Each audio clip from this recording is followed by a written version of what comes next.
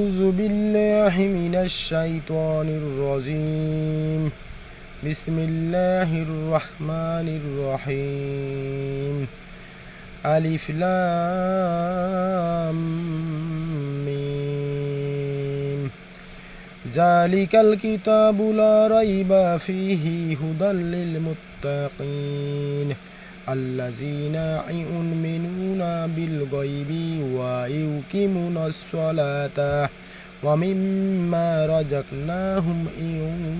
ينفقون والذين يؤمنون بما أنزل إليك وما أنزل من قبلك وبالآخرة هم يوقنون أولئك على هدى من ربهم وأولئك هم المفلحون إن الذين كفروا سواء عليهم أأنذرتهم أم لم تنذرهم لا يؤمنون ختم الله على قلوبهم وعلى سمعهم وعلى أبصارهم غشاوة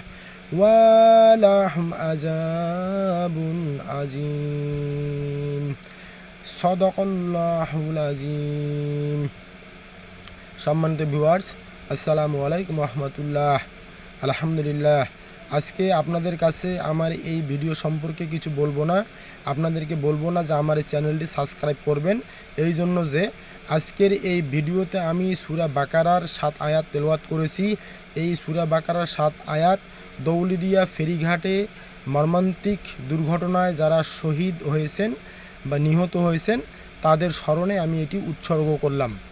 এবং মহান আল্লাহ তাআলার কাছে প্রার্থনা করব, যদি আমার এই সূরা বাকারার 7 আয়াত তেলাওয়াতে কোনো সওয়াব হয়ে থাকে, এই সওয়াবটুকু কোটি কোটি গুণে বাড়াইয়া এই